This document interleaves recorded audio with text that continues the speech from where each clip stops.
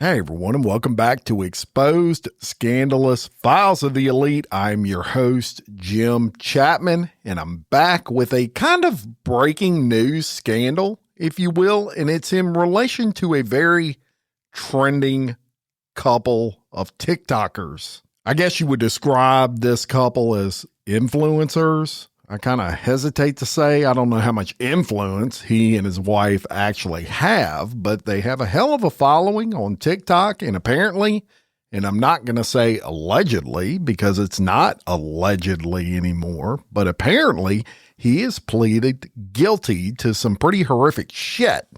The male side of this couple, and that's what we're going to talk about today. We're also going to talk about the backlash of that, and we're going to tell you who this guy is and what led to a seemingly fall off of a cliff for this guy and really this female that we're going to bring up today as well. So the guy's name is Joshua David Stapleton. He's 39 years old, and he's known as half of a couple on TikTok known as the Gulf Coast Stapletons. Now, a lot of people on TikTok followed this couple in their exploits, if you will, be it a lavish lifestyle that they portrayed anyway on TikTok. They had amassed nearly 100,000 followers on the platform, and they have more than 1 million likes on their videos and many, many millions of views. Now, if you were to look up great looking couple in the dictionary, maybe even if you Google it, this would be the couple that would pop up. Joshua, or Josh as he goes by, is a good looking guy. His wife, Brittani, great looking as well. I mean, these peeps are literally like Ken and Barbie. They have a large TikTok, as I mentioned, and it's typical of what you see with some of these large TikToks, people who show off all that is great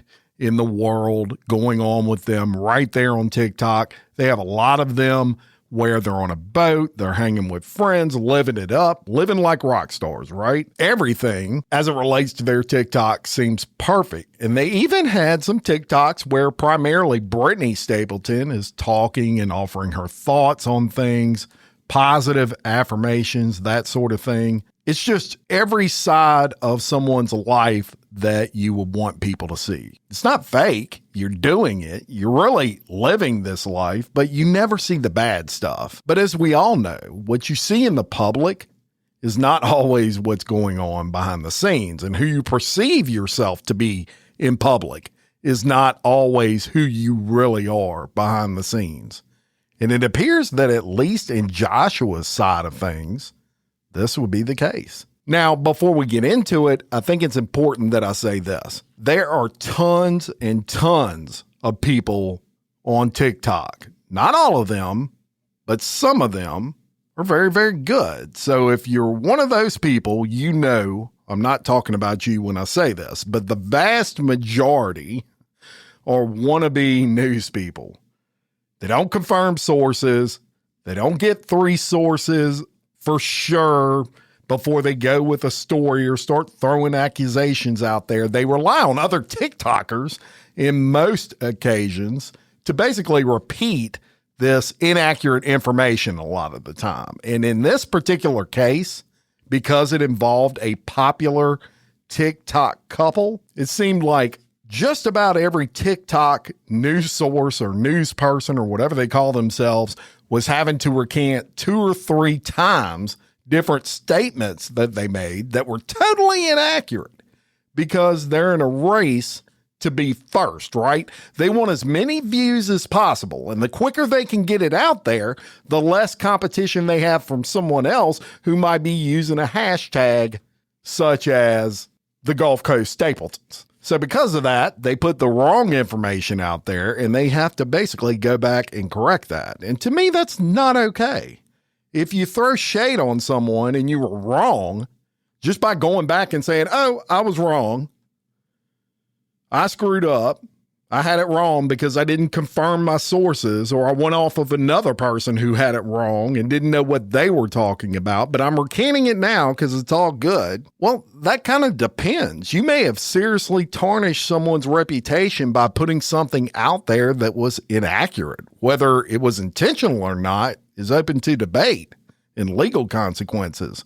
If that person can prove that what you said about them cost them their reputation, or even worse, cost them money, cost them to close their business, whatever, they may have some legal recourse. Now, a lot of times they have to be able to prove that you knew the information you put out was inaccurate. But with reporting on other people, it comes with some responsibility. We all make mistakes every now and then, but man, I'm telling you, this TikTok revolution of news people, 90% of those folks don't confirm anything. They go with whatever they saw on TikTok.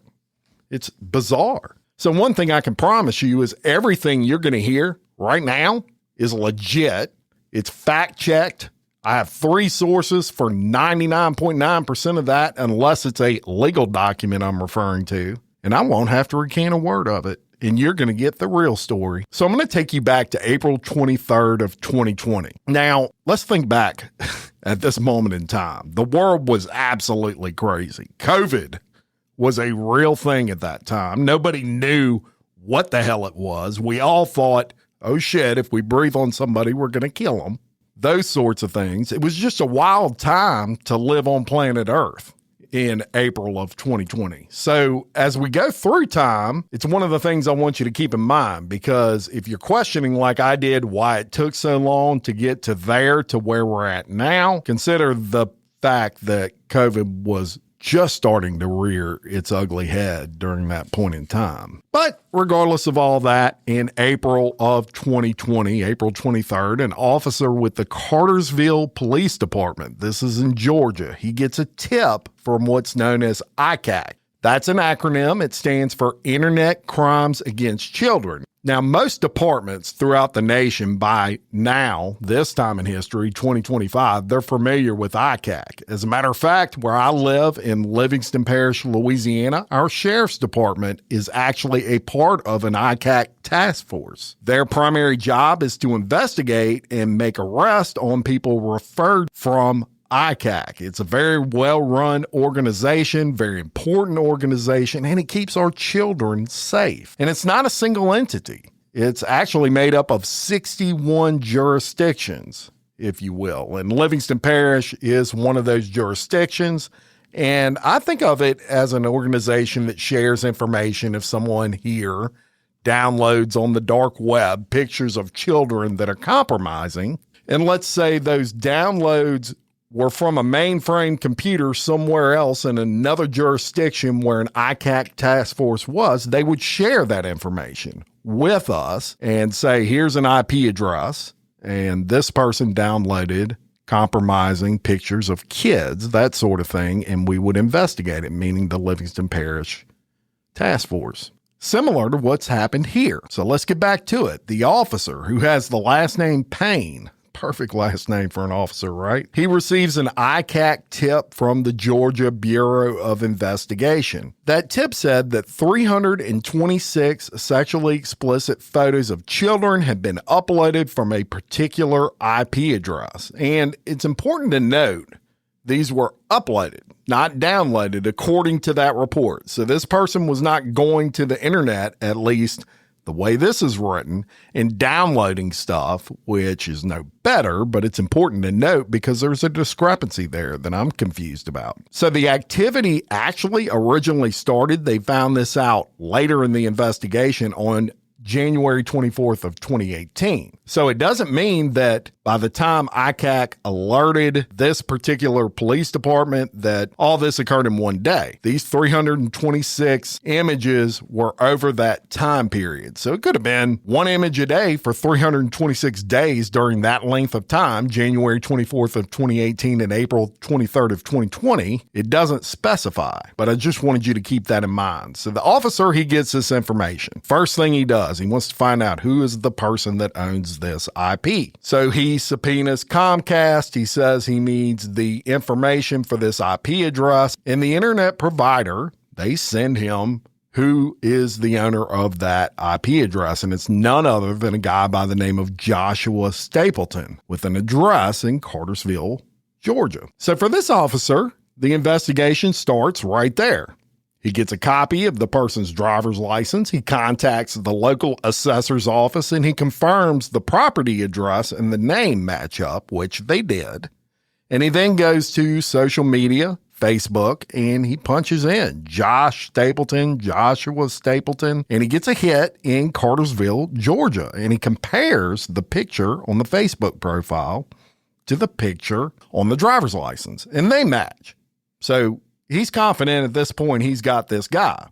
And he also notices that this guy's a State Farm agent, owns a State Farm agency in Cartersville, Georgia, which that's probably kind of surprising. I mean, you wouldn't think your State Farm agent would do things like this. Of course, now we know that these sick individuals, they do everything from professional jobs to labor jobs, etc. But it's just not something that would occur to you right off the bat, or maybe that's just me. But at some point after that, the officer, he heads over to the house. He gets, prior to going over there, a warrant from a judge that says that he can seize and search any electronic devices that he comes across. When he gets there, he sees Stapleton loading some things into his Z71 truck, and he approaches him and he interviews him. The officer conducts that interview the same day, according to the report. April 23rd of 2020. He reads Josh's rights and he says, if you want to talk to me and find out what this is all about, we will. Josh agrees to speak to the police without counsel present. And the first thing the officer asked is, how many people live in the residence? And why did he ask him that? Why does that matter? Well, he's trying to figure out who uploaded the pictures because they have an IP address, but an IP address just says a residence that it came from. The officer's probably thinking maybe this guy's got teenage kids or a roommate. It may not be Joshua Stapleton himself uploading these pictures. So the officer explains to Josh why they were there. And at that point, shockingly to the officers, I'm sure, he just admits to viewing child pornography, but he claims that he didn't have any sort of sexual interest in these children. However, somewhere in that interview, he also states that he masturbated to these images. So the officer says, well, how did you get access to these images? And he said he clicked on a series of links on the internet and the images came up. Now, during the interview, he did give police consent to search his phone that he had left in his truck. And the police, they searched that phone and they stated in the report they didn't find any child pornography on that phone at the time. Stapleton then claimed all of the viewing was conducted on his laptop that was in an office area inside the residence. So he had a home office computer, basically, in a home office, in addition to his brick and mortar building. Now, that brings me to another point. A ton of these so-called Tik-Tok news people, they reported he was doing all this on a work computer at his State Farm office. They were putting this out there, and it was totally inaccurate. Now, does it matter in the grand scheme of what he was doing? No, but facts matter. It makes the story inaccurate. Get it right, peeps. The officer then asked him what the youngest age of the children he looked at was. And Josh responded, and I'm paraphrasing here, but he basically said, I don't have kids, so I don't have anything to go by as far as judging ages. The officer then asked Josh, did viewing these images bother you in any way? And this statement right here, this written right here in the report, sums up how much of a piece of shit, disgusting human being this guy is. He responds, quote, people are people and bodies are bodies. We are all the same, unquote. That's a sick fuck, in my opinion. Now, as the officer closes out the interview, you're not going to believe what this jackass said, meaning Stapleton. His statement concluded with that he did not think it was against the law to view child porn. I mean, if you buy that shit, I don't know what to tell you. Now, at this point, he gets arrested. And the officer notes in the report that he double handcuffed Stapleton, which I think is awesome because probably the main reason he did that is just because this guy's a sick individual. And why not? I love it. And his charges as of this time, April of 2020, according to Fox 5 Atlanta, were 15 counts of possession of child pornography. Now, I had some confusion initially when I researched this case. And the confusion was what Joshua Stapleton just said, which was I went on the internet, clicked on a bunch of links, found these images. However, in the report, the officer wrote initially, he said that ICAC told him Josh Stapleton uploaded these images to the internet. It didn't say anything about him clicking on images and downloading them or finding them and, maybe he didn't download them, but just viewed them. It just said he uploaded them on the report. So I don't have any clarification there. I really can't tell you why there's a conflict there. Now, it's also important to note that these images were described as many depicting prepubescent children in abusive circumstances. Now, prepubescent, that means they were 12 years old or younger, a lot of these images. In the abusive circumstances part, I've heard some chatter as to what that entails, but I'm not going to repeat it. I'll leave it up to you to imagine what that is because I was unable to confirm exactly what the images that he had depicted, and I don't want to give you inaccurate information. So I'm going to just go with these were images of kids, literal kids, being abused in some way, shape, or form.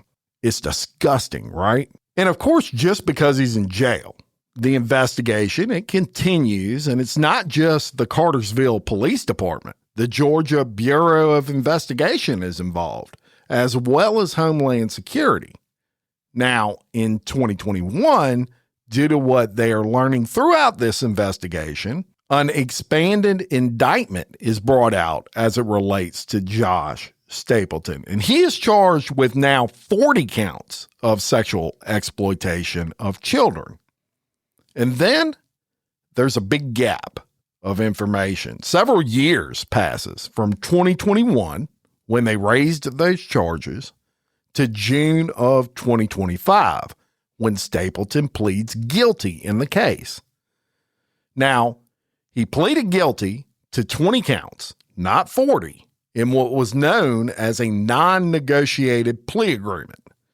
You may wonder what a non-negotiated plea deal is. Well, essentially, that's when someone wants to admit guilt, but they can't come to an agreement with the prosecutor insofar as the punishment that goes along with it. So they enter into what's known as a non-negotiated plea deal, where a judge is the deciding factor on the punishment. So think of it like this. The prosecutor offers you a plea deal. You refuse that plea deal, but you basically tell the judge, look, I'm going to put up some sort of defense for you, and then I'm going to allow you to pass your own sentence.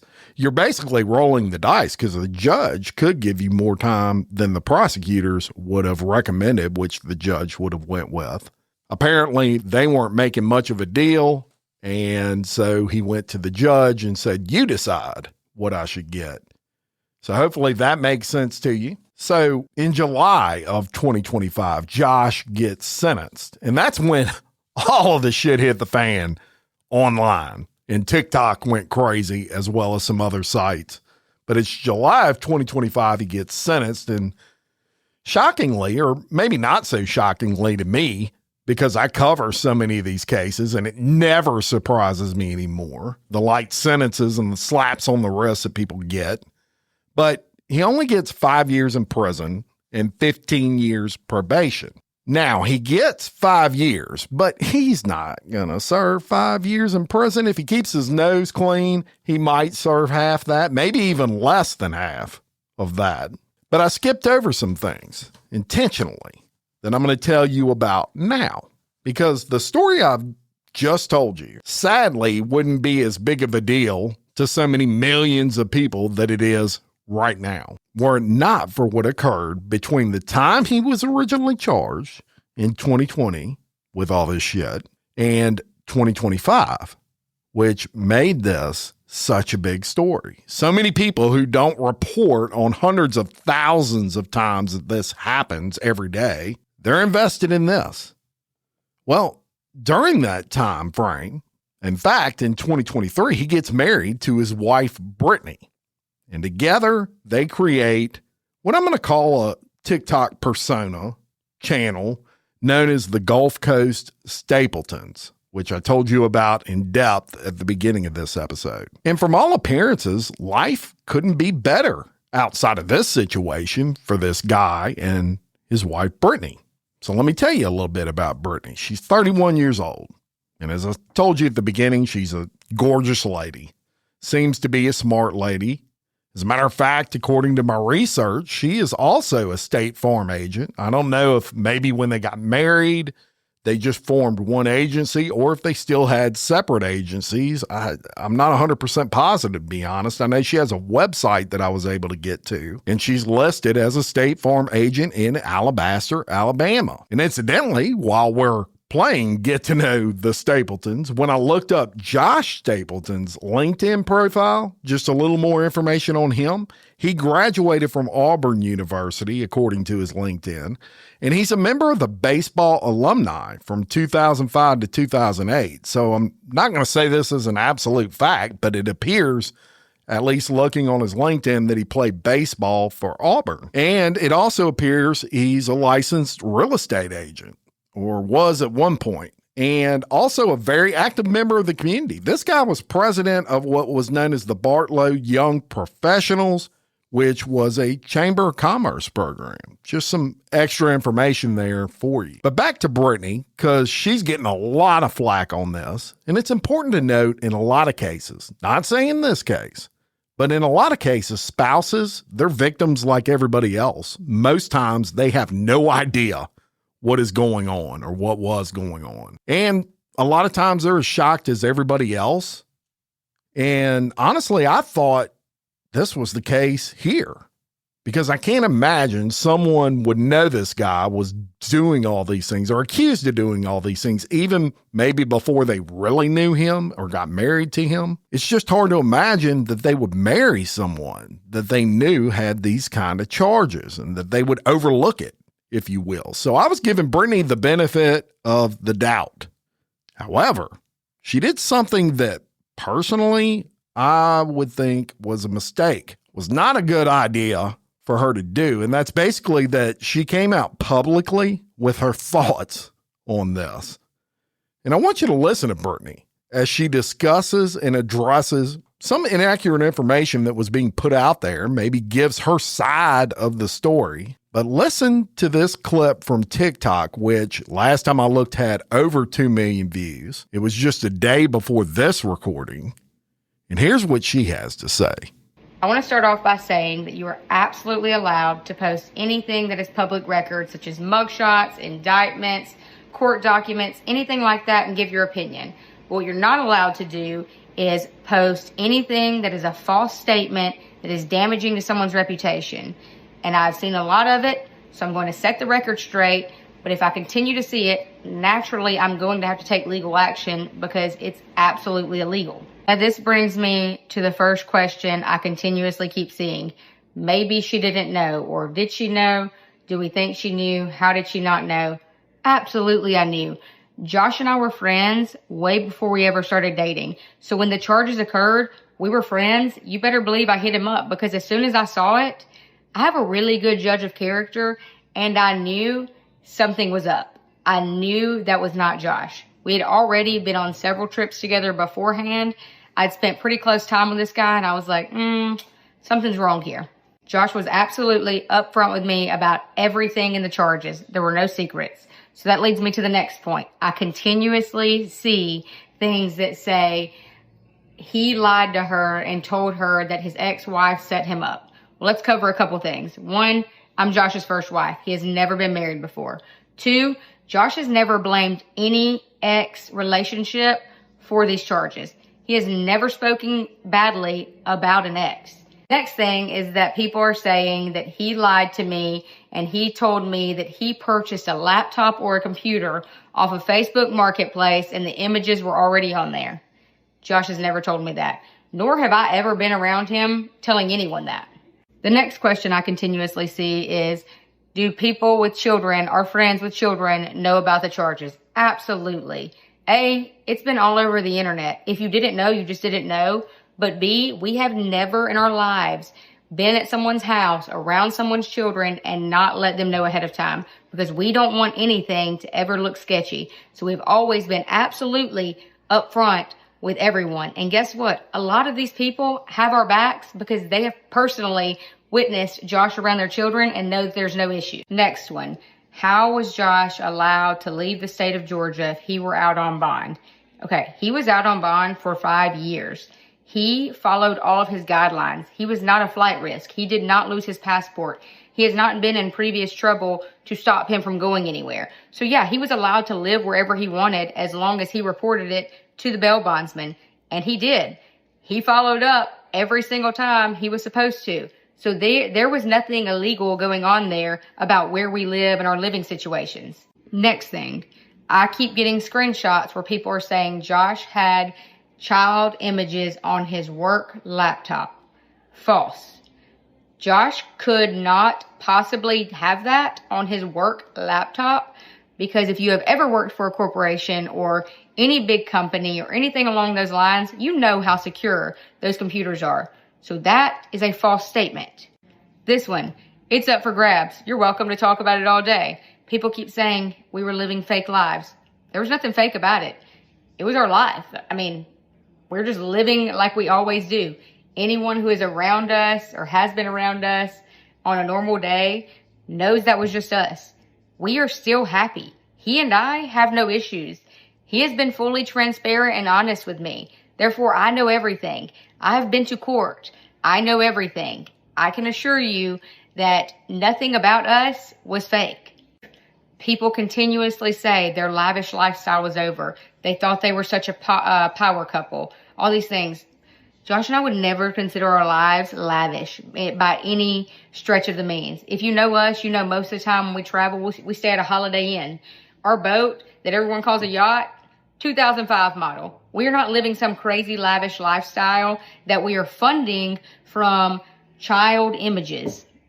That is very far-fetched. Think before you speak. Family money got Josh out of this, and that's why he's not having to serve much time.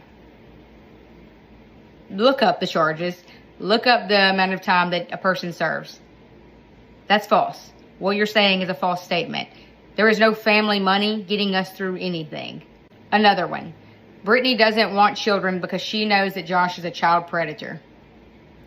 If you know me, or if you've ever known me at any period of my life, you will know that since age 12, I have never wanted children. Not interested in having children, never have been. She's deleting comments. She's deleting and blocking anyone who says things that aren't nice. Duh, wouldn't you?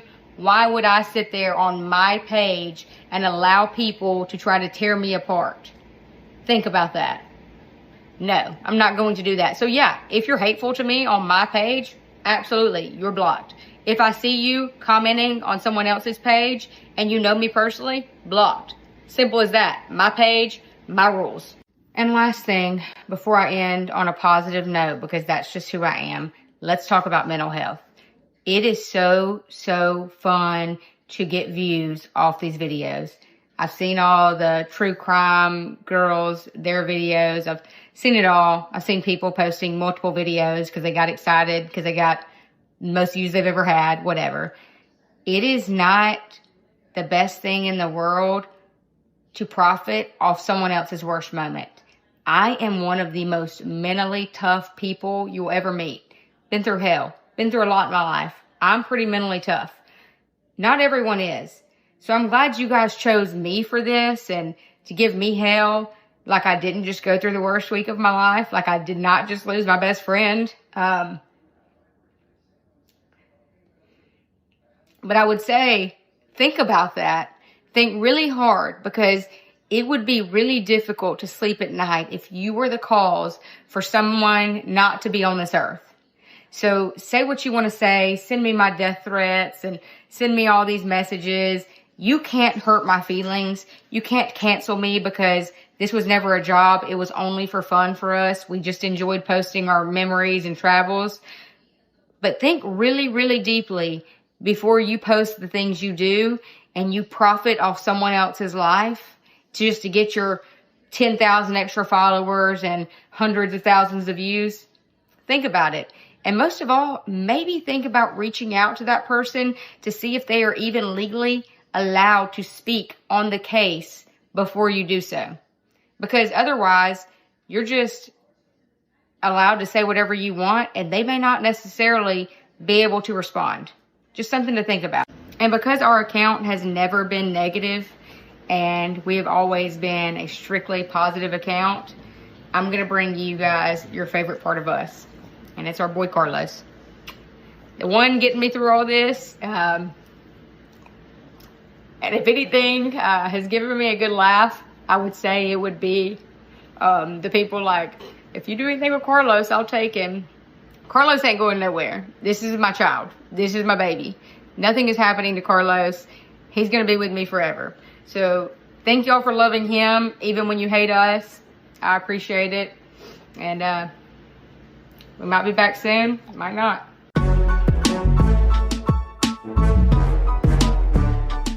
Jim, did you see what happened in Texas today? Wait, before you tell me that, let me tell you what happened in New York. It cannot be as crazy as the case I told you about yesterday in Louisiana. You know what? We should do a podcast about it. And with that, we did. Crime Wire Weekly covers the crime news headlines that have dominated the week. We cover trending crimes from all over the country and even sprinkle in a few globally. Crime Wire Weekly is available now wherever you listen to your podcasts. Simply by searching Crime Wire Weekly or clicking the link in the description of this podcast.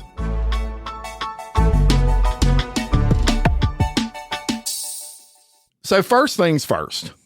My opinion, Brittani needs to brush up on libel law. And she's right. Everybody has a right to an opinion. And the words allegedly and in my opinion, I use those statements a lot. And there's a reason why.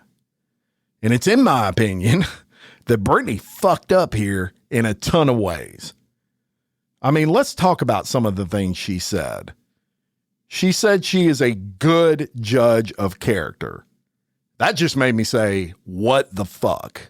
I mean, she does realize that this guy's pleaded guilty to this, made statements to the police, admitted he jacked off to this shit, yet she's painting this like it's some sort of setup.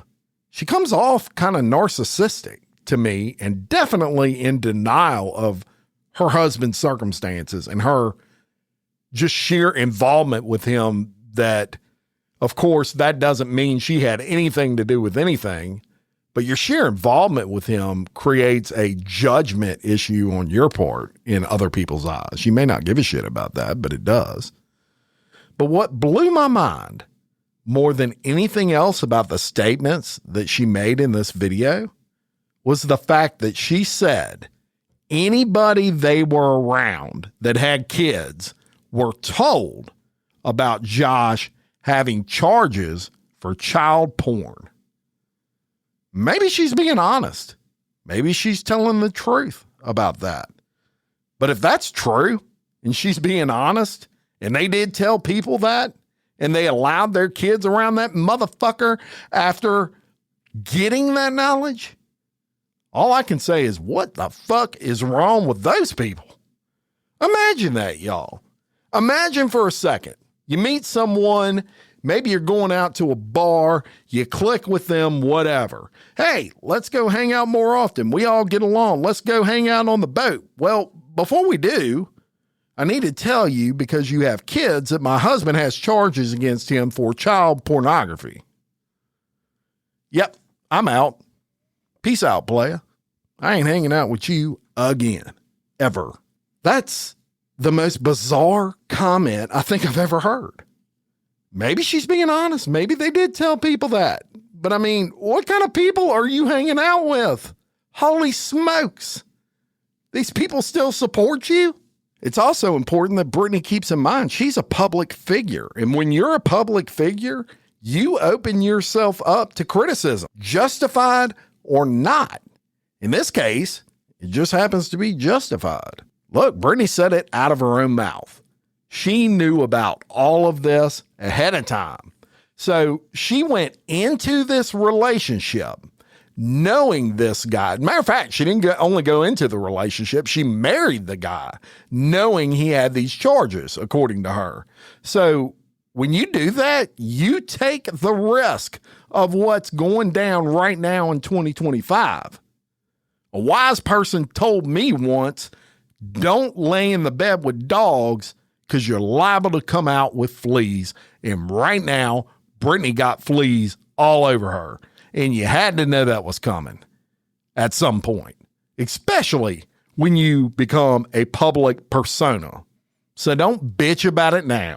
You got to take the bad with the good, Brittani. You asked for scrutiny when you got into the relationship because you knew that scrutiny was coming at some point. You're not dumb. If what you're saying is true, you knew all of these allegations, which he pleaded guilty to. In the story that she just told you, he was up front.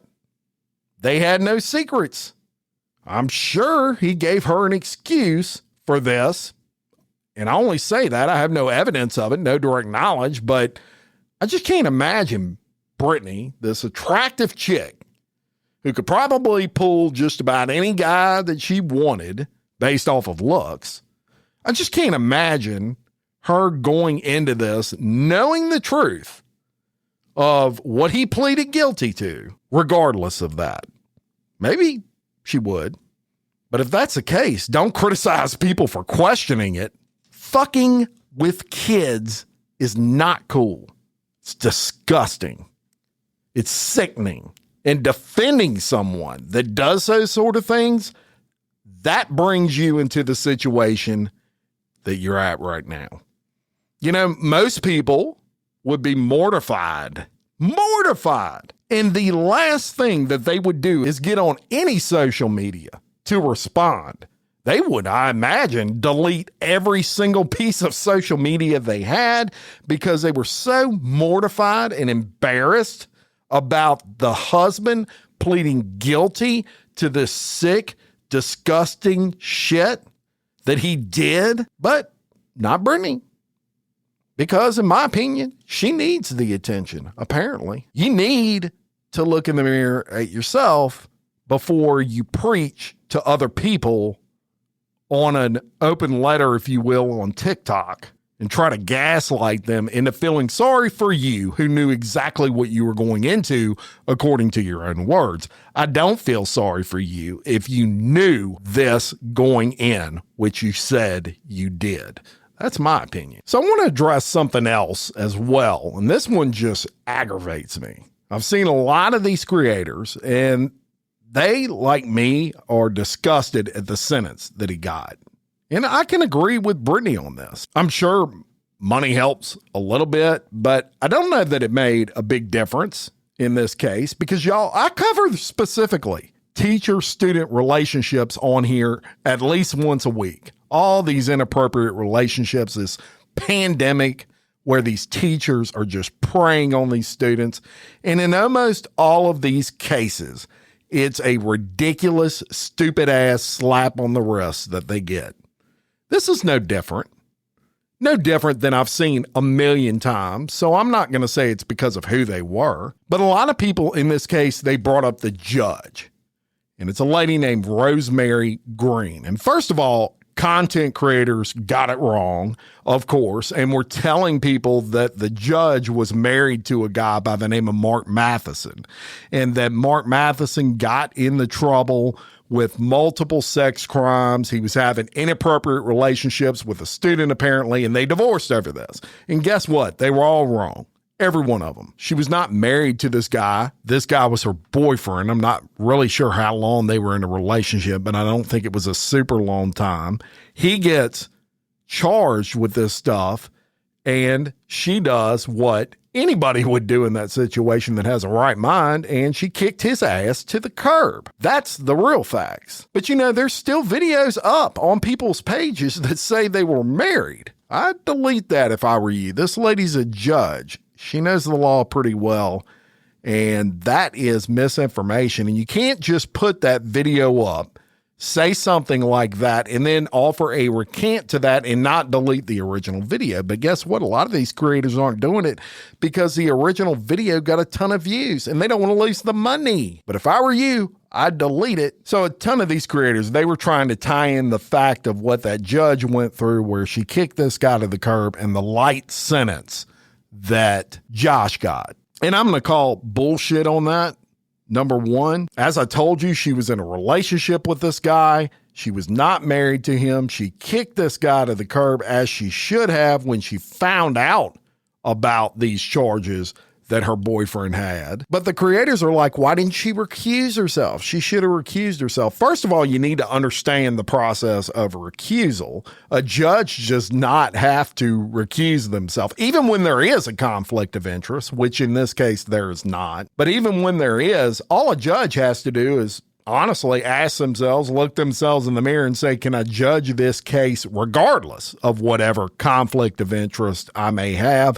If the answer to that is yes, then they proceed with the case. She had no idea what was going on with this guy, nor was it ever accused that she did. Newsflash to those of you that don't do this all day, every day like I do. These sentences are normal.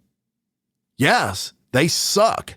Yes, it's a major problem, but yes, this is typical no matter who the fuck you are. Most people don't even do jail time. Would that surprise you? The problem is not the judge in this case. The problem is the system in this case. Now, I'm not picking on all TikTok people or whatever you want to call them. Some of them are really good and do the right thing. They actually confirm the information. Some of them are really good.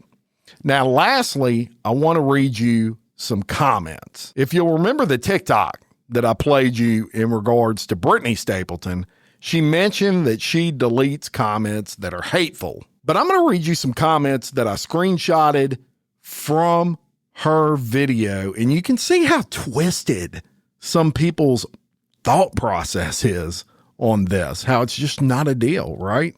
I'm going to read you some. Love you the most. You and Josh deserve nothing but the best. Now, this person likely has no idea who they are. They live vicariously through them on TikTok, but they love them the most. And Josh, who is a sick pedophile motherfucker, he deserves nothing but the best. Another one says, girl, stay strong. We all have mess in our lives. No, not all of us have that kind of mess in our lives. She goes on to say, those people throwing stones at y'all have no right. Lots more of us are for y'all. I mean, really? Moving on.